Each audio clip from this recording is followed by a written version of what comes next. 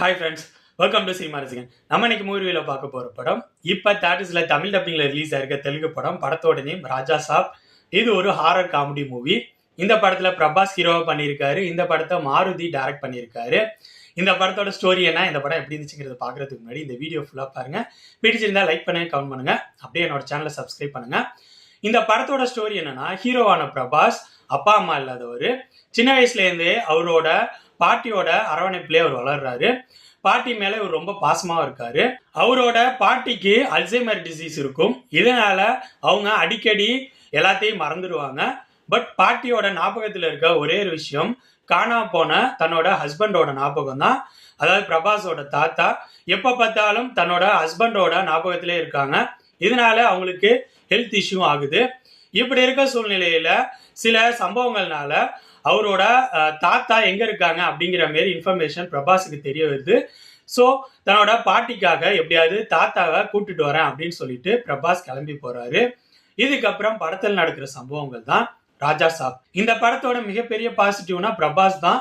அவரோட ரசிகர்களுக்காக அவரு வழக்கமான பேட்டர்ன்லேருந்து மாறி ஆக்ஷன், அப்புறம் ரொமான்ஸு, காமெடின்னு ஒரு கமர்ஷியல் ஆக்ஷன் ஹீரோவாக கன்வெர்ட் ஆயிருக்காரு. பட் எமோஷன் போர்ஷன்ஸ் தான் ஓகே அப்படிங்கிற லெவலில் இருந்துச்சு. இவரை தவிர படத்துல 3 ஹீரோயின்ஸ் இருக்காங்க. 3 பேரும் கிளாமருக்காக மட்டும் தான் யூஸ் பண்ணியிருக்காங்க. மாளவிகா மோகனம் மட்டும் ஃபைட் சீக்வன்ஸ், ஒரே ஒரு ஃபைட் சீக்வன்ஸுக்கு யூஸ் பண்ணியிருக்காங்க. அதை தவிர ஒரு வீக்கான ஹீரோயின்ஸ் தான் இவங்க 3 பேரும். இவங்களை தவிர படத்தில் நடித்த மற்ற நடிகர்கள் படத்துக்கு என்ன தேவையோ அதை பர்ஃபார்மன்ஸை கொடுத்துருக்காங்க.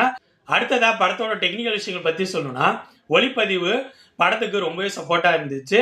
மியூசிக் தமன் பண்ணியிருக்காரு. பேக்ரவுண்ட் மியூசிக் ஓகே இருந்துச்சு. பட் சாங்ஸ் எனக்கு டோட்டலாக ஒர்க் அவுட் ஆகவே இல்லை. எடிட்டிங் படத்தோட ஃப்ளோவுக்கு சப்போர்ட்டாக இருந்துச்சு. பட் அதில் ஒரு பிரச்சனை இருக்குது, அது நான் பின்னாடி சொல்கிறேன்.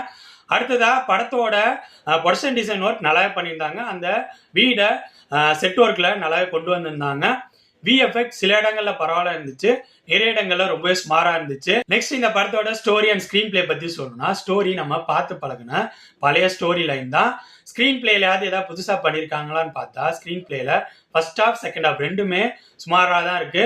கிளைமேக்ஸ் போர்ஷன் மட்டும்தான் கொஞ்சம் பெட்டரா இருக்கு. அதுல கொஞ்சம் கிரியேட்டிவிட்டியா யோசிச்சு சில சீன்ஸ் எல்லாம் ஒர்க் அவுட் பண்ணியிருக்காங்க. அது கொஞ்சம் பெட்டரா இருக்க மாதிரி இருந்துச்சு. அதை தாண்டி ஃபர்ஸ்ட் ஹாஃபோட ஸ்கிரீன் பிளேயை வளவலன்னு இழுத்து கொண்டு போயிருக்காங்க. வழக்கமான தெலுங்கு கமர்ஷியல் ட்ராமாஸ்லாம் எப்படி இருக்குமோ அதே மாதிரி தான் ஃபர்ஸ்ட் ஹாஃபோட ஸ்கிரீன் பிளே இருக்கு. அதுல லவ் போர்ஷன்ஸ், எமோஷன் போர்ஷன்ஸ்னு எதுவுமே ஒர்க் அவுட் ஆகவே இல்லை. காமெடி போர்ஷன்ஸும் ஒர்க் அவுட் ஆகவே இல்லை. இன்ட்ரோல் பிஃபோர் தான் மெயின் ஸ்டோரிக்குள்ளே வராங்க. செகண்ட் ஹாஃபோட ஸ்கிரீன் பிளேல ஹாரர் காமெடியா ட்ரை பண்ணியிருக்காங்க. அதுலேயும் லவ் போர்ஷன்ஸ் வச்சிருக்காங்க. பட் இது எதுவுமே டோட்டலா ஒர்க் அவுட் ஆகவே இல்லை. ஸோ இந்த படத்தோட ஸ்கிரீன் பிளே சுவாரஸ்யம் இல்லாதனால படம் ரொம்ப நேரம் போயிட்டு இருக்க மாரி ஃபீலை கொடுக்க ஆரம்பிச்சிருச்சு. கண்டிப்பா இந்த படத்தோட எடிட்டிங் டீம் 30 மினிட்ஸ்க்கு மேல படத்தோட டியூரேஷனை குறைச்சிருக்கணும்.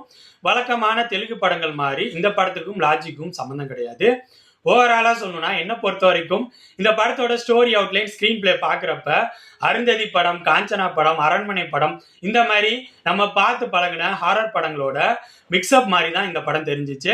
இந்த படத்தோட ஸ்கிரீன் பிளே டோட்டலா எனக்கு ஒர்க் அவுட் ஆகவே இல்லை. கிளைமேக்ஸ் போர்ஷன் மட்டும்தான் கொஞ்சம் பெட்டரா இருக்கிற மாதிரி இருந்துச்சு.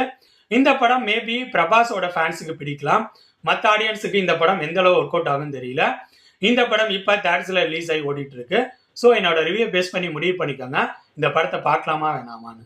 ஓகே ஃப்ரெண்ட்ஸ், இந்த வீடியோ உங்களுக்கு பிடிச்சிருக்கும்னு நினைக்கிறேன். தேங்க்ஸ் ஃபார் வாட்சிங். இந்த வீடியோ பிடிச்சிருந்தா லைக் பண்ணுங்கள், கமெண்ட் பண்ணுங்கள், ஷேர் பண்ணுங்கள். அப்படியே சினிமா ரசிகன் சேனலை சப்ஸ்கிரைப் பண்ணுங்கள். கூடவே பக்கத்தில் இருக்க பெல் ஐக்கானை கிளிக் பண்ணுங்கள். அப்போ தான் நம்ம போடுற வீடியோஸ் உடனுக்குடன் உங்களுக்கு வந்து சேரும். தேங்க்யூ.